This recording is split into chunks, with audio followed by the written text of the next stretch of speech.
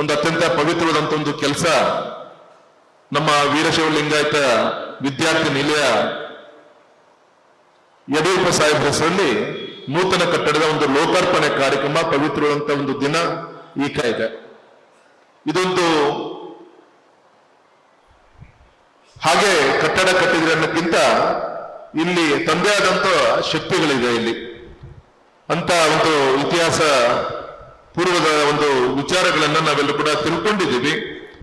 1916ರಲ್ಲಿ ಅವತ್ತು ಕಂಡಂತ ಕನಸು, ಅವತ್ತು ನಮ್ಮ ಬೆಕ್ಕಿನ ಕಲ್ಮಠದ ಜಗದ್ಗುರು ಅಂತ ಲಿಂಗ ಮಹಾಸ್ವಾಮೀಜಿ ಅವರು ಬೆಕ್ಕಿನ ಕಲ್ಮಠದ ವಿದ್ಯಾರ್ಥಿನಿಯಲ್ಲಿ ಆಗ್ಬೇಕಂತ ಸಂಕಲ್ಪ ಇವತ್ತಿಷ್ಟು ಎತ್ತರಕ್ಕೆ ತೆಗೆಂಬರುವಂತ ಒಂದು ಪವಿತ್ರವಾದಂತ ಒಂದು ಕಾರ್ಯ ಇಲ್ಲಿ ಆಗಿದೆ ಅಂತೇಳಿ ಅತ್ಯಂತ ಅಭಿಮಾನದಿಂದ ನಾನು ಹೇಳಲಿಕ್ಕೆ ಇಚ್ಛೆ ಪಡ್ತೇನೆ.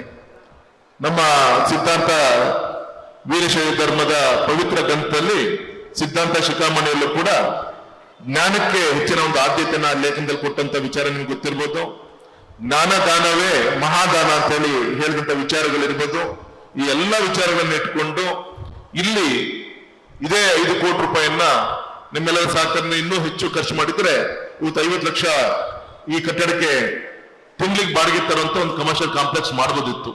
ಆದ್ರೆ ಗುರುಗಳಾಗಿರ್ಬೋದು, ನಮ್ಮ ಹಿರಿಯಂತ ರುದ್ರೇಗೌಡರು ಇರ್ಬೋದು, ಸನ್ಮಾನಿತ ಮಂಜಣ್ಣ ಇರ್ಬೋದು, ಸನ್ಮಾನಿತ ಬಸಪ್ಪಗೌಡರು ಇರ್ಬೋದು, ಈ ರೀತಿ ಎಲ್ಲ ಹಿರಿಯರ ಚಿಂತನೆ ಮಾಡಿ ಇವತ್ತಿನ ಒಂದು ಯುವ ಶಕ್ತಿ, ಒಂದು ರಾಷ್ಟ್ರ ಶಕ್ತಿ, ನಮ್ಮ ಸಮಾಜದ ಯುವ ಶಕ್ತಿ ಸಮಾಜಕ್ಕೆ ಒಂದು ಆಸ್ತಿ ಆಗ್ಬೇಕು ಅಂತ ಹೇಳಿ ಈ ಒಂದು ದಿಕ್ಕಿನಲ್ಲಿ ಚಿಂತನೆಯನ್ನು ಮಾಡಿ ಇವತ್ತು ವಿದ್ಯಾರ್ಥಿ ನಿಲಯವನ್ನ ಕಟ್ಟುವಂತ ಕೆಲಸವನ್ನ ಮಾಡಿದ್ದಾರೆ. ಸನ್ಮಾನಿತ ರುದ್ರೇಗೌಡರು ಮಾತಾಡ್ತಾ ಹೇಳಿದರು, ಇದು ಕೇವಲ ಹಾಸ್ಟೆಲ್ ಅಲ್ಲ, ಇಲ್ಲಿ ಯುವಕರು ಎಲ್ಲ ರೀತಿಯಿಂದ 360 ಡಿಗ್ರಿ ಎಲ್ಲ ರೀತಿಯಂತ ಅವ್ರ ಡೆವಲಪ್ಮೆಂಟ್ ಆಗ್ಬೇಕು, ಜ್ಞಾನದಾಸೋಹ ಜ್ಞಾನವನ್ನು ಬೆಳೆಸ್ಕೋಬೇಕು ಅನ್ನೋದು ಅವ್ರ ಅಪೇಕ್ಷೆ ಇದೆ.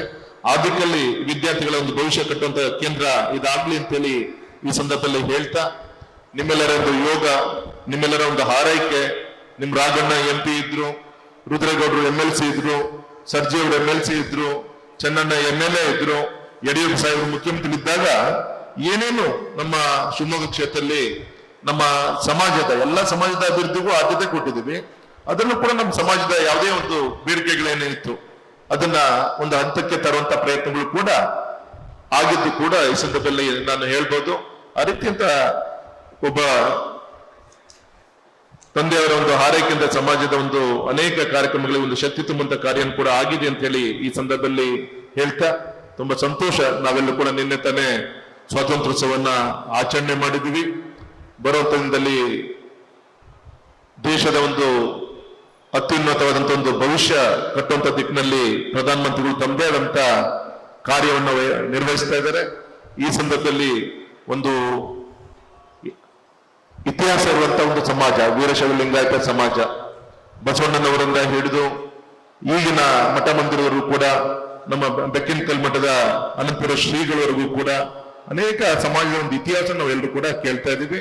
ಮುಂದೂ ಕೂಡ ಈ ದೇಶದ ಒಂದು ಏಳಿಗೆ ಜೊತೆಗೆ ನಮ್ಮ ಸಮಾಜದ ವಿಚಾರ ಕೂಡ ಅಷ್ಟೊತ್ತಿಗೆ ಬೆಳೆಯೋ ದಿಕ್ಕಿನಲ್ಲಿ ಏನೇನು ಕಾರ್ಯವನ್ನು ಕೈಗೊಳ್ಬೇಕು ಆ ದಿಕ್ಕಲ್ಲಿ ನಿಮ್ಮೆಲ್ಲರ ಸಹಕಾರದಿಂದ ನಾವೆಲ್ಲ ಕೂಡ ಸೇರಿ ಮಾಡೋಣ ಅಂತ ಈ ಸಂದರ್ಭದಲ್ಲಿ ನಮ್ಮ ಗಮನಕ್ಕೆ ತರ್ತಾ, ಇವತ್ತು ನಿಮ್ ರಾಘಣ್ಣ ಒಬ್ಬ ಸಂಸತ್ ಸದಸ್ಯನಾಗಿ ಇಂಥ ಹಿರಿಯರ ಜೊತೆಗೆ ಕೂತು ಈ ಕಾರ್ಯಕ್ರಮದಲ್ಲಿ ವೇದಿಕೆ ಹಂಚಿಕೊಳ್ಳುವಂತ ಅವಕಾಶ ಮಾಡಿಕೊಟ್ಟಂತ ಎಲ್ಲ ಸಮಾಜದ ಹಿರಿಯರಿಗೆ, ವಿಶೇಷವಾಗಿ ಸ್ವಾಮೀಜಿಗಳಿಗೆ, ವಿಶೇಷವಾಗಿ ಇದರ ನೇತೃತ್ವ ವಹಿಸಿಕೊಂಡಂತ ಮಂಜಣ್ಣ ಮತ್ತು ರುದ್ರೇಗೌಡರಿಗೆ ನಿಮ್ಮೆಲ್ಲರ ಪರವಾಗಿ ಅಭಿನಂದನೆ ತಿಳಿಸಿ ನನ್ನ ಮಾತು ಮುಗಿಸ್ತೀನಿ. ನಮಸ್ಕಾರ.